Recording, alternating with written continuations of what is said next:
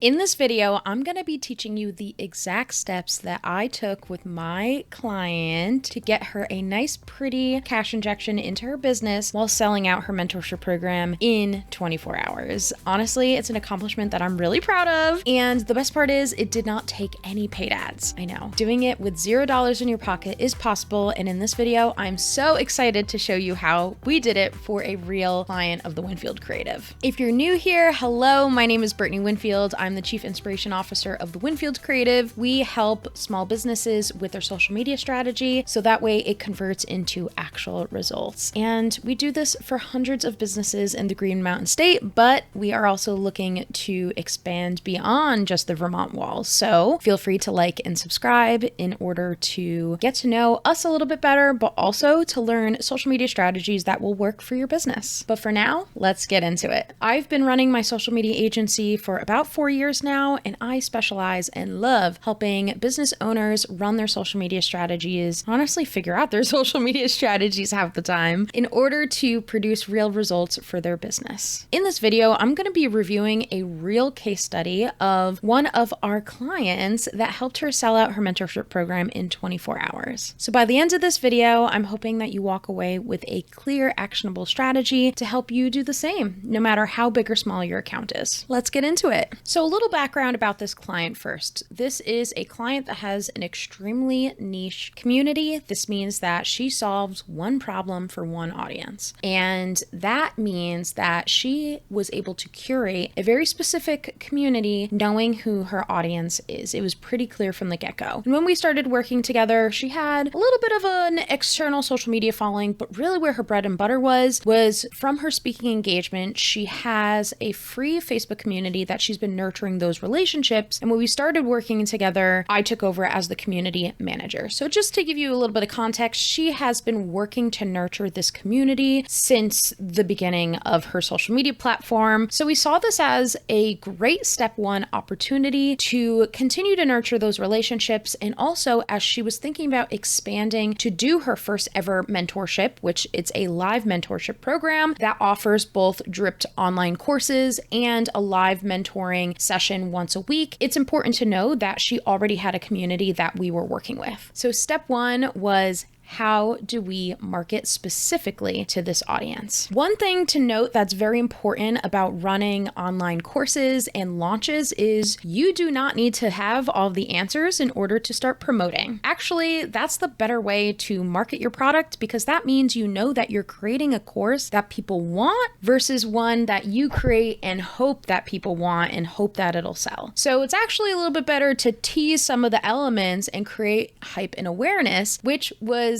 part of the strategy the whole time. When my client came up with the idea that she knew she wanted to run an online mentorship program, but didn't know exactly what that would look like yet, I recommended, hey, why don't we leverage this Facebook community and run a few polls to see who would be interested in it? So to get that urgency, that excitement off the bat, that was step one, was running a poll that asked who would be interested in this type of mentorship program. And it was pretty obvious from the amount of responses that this topic in particular was desperately needed for further education in this community. So we also encouraged people to drop their names in the comments below, and I actually took note of who had commented on that thread, and that became a micro community based on their consumer behavior. Once the product was ready, we knew who we were marketing and targeting to give them early bird access, basically, and that sold itself. And as our client was developing the logistics of this mentorship program, we actually created more polls along the way and invited people into the design process. So that way, this client could create a mentorship program that the courses itself wrote themselves. And actually, as the client was building this online course behind the scenes, we asked the audience, we asked the Facebook community what exactly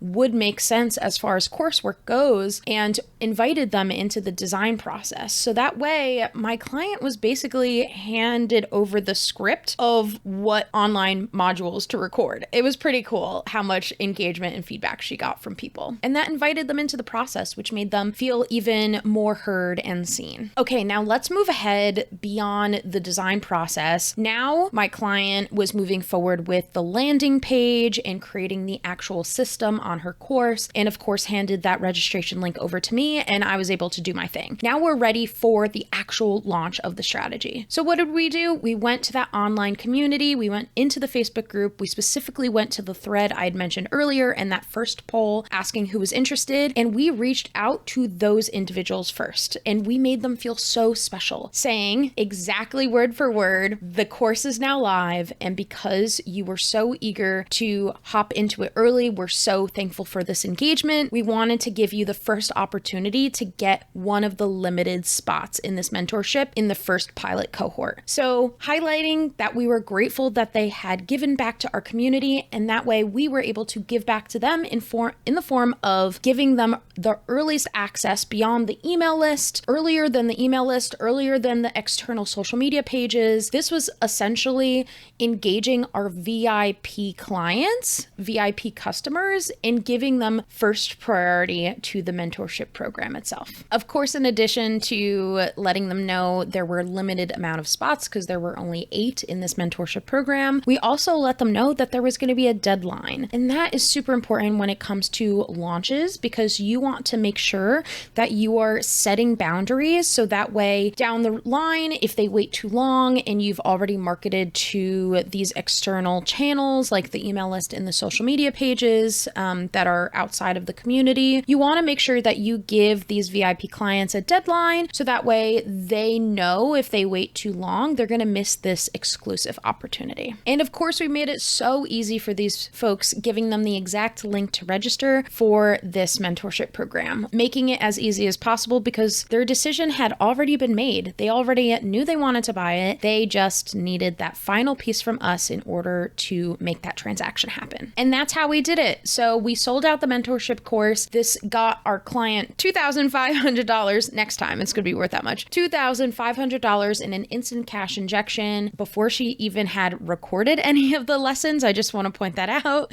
And also, this allowed us to create a wait list for the next cohort. So because of the exclusivity, we had made that aware in the community, saying there's only 2 spots left. There's only 1 slot left. And if people were still interested, we developed a wait list for the next cohort. So that's the next point, and the last point that I want to make is once you do all the work to create hype and awareness of this, make sure that you are creating these systems to not miss out on the excitement no matter what time of year it is. So creating a landing page that's specifically a wait list that segments to a specific email list. So that way, as soon as the doors are open, these people are already knocking. You've already made them come to your door. They just are waiting for you to open it. So might as well start a wait list so that way the next time that this cohort is run, this mentorship program is run, we know exactly who is interested in it. And the beauty part is now that the mentorship is actually happening right now, my client is taking testimonials and taking photos and content. And now we have real case studies from the mentorship program itself beyond just this one to create even more excitement. So that way this mentorship program is seen as a more exclusive, shiny object that's only run a few times a year. And that's an important piece as well, is when you make something a little bit more exclusive, people are actually more likely to want to buy it because they don't want to miss out like FOMO. Now you might be asking yourself, okay, Brittany, how do I do that if I don't have a Facebook group, if I don't have a community full of 1,000 members? And that's a great question because you can still run an online course or a launch like this without actually having an audience. Well, I should say you have an audience. You just have to identify them first. Oftentimes I hear people say, I don't know how to get in front of more people. And what I like to challenge people on is how do you utilize the audience that you already have at your disposal? So I recommend looking at who is in your warm audience. So if you're just putting out a Facebook post, putting out an Instagram post, that's what we're calling marketing to your cold audience. A cold audience is an audience that doesn't know you exist. You don't have a pre-existing relationship. But then you move forward into getting people warmed up in your warm audience. So these are people who are aware of who you are. They may not have all of the insights as to what you do, but they're pretty aware of the problem that they have that you can solve. And they're just waiting on a thought leader expert like you to start developing a relationship with them. So identifying who your warm audiences are. Who are these collaborators, these partners, these experts? Think about who might not be your direct consumers, but maybe people that you can reach out to who are already talking to your audiences. They might be able to bridge that gap between you and the audience themselves because they might be a little bit closer to you than you think. Another recommendation is leaning a little bit more on urgency and scarcity. So the next time that you are launching a course or doing a campaign strategy to do a product drop, make sure you tell people if you only have a small batch, a few slots to offer, use that language, not to send off the panic alarm systems, but to just inform people to say, this is going to be a personalized, custom, one-on-one, hands-on experience, using words that make people feel cared for instead of panic, there's limited time only, like get it while you can. That feels a little salesy and a little pushy. But especially if you are a coach or a consultant that is bringing a group of people together, think about, put yourself in their mindset. What are you offering that would benefit them? And most of the time, it is one-on-one guidance, especially now when we live in a world where everybody can Google or ChatGPT all their questions. This is where being a human remains your superpower. So use that to your advantage and don't be afraid to include that in some of your marketing messaging. And of course, simplicity always beats overwhelm and overcomplication. Instead of putting out one giant post just spilling out all the details of the course that you're trying to sell, think about how can you bring it back in terms of what am I trying to solve for my audience? And then once they click that link to your landing page, to that ticket sale, wherever that transaction's happening, that's where they learn more information. That's where you can word vomit a little bit and make it a longer link page to make it a longer landing page. But when it comes to social media, don't worry about overcomplications. Don't worry about overwhelm because your transaction pages should be your closer. This is just to bring awareness and visibility to the problem that you are solving. So now that we've made it this far in the video, I'd love to hear in the comments, are you more of this grand, big reveal type of course dropper, or are you more involve my audience and warm them up a little bit so that way we are keeping some surprises left in our relationship? I would love to know that and for you to drop that in the comments below. If this case study was helpful for you, I would love it if you would subscribe and follow along with Winfield Creative because truly I'm building this YouTube channel from scratch right now and would love that support. Thank you so much for hanging out with me today, and I will see you in the next video. Bye.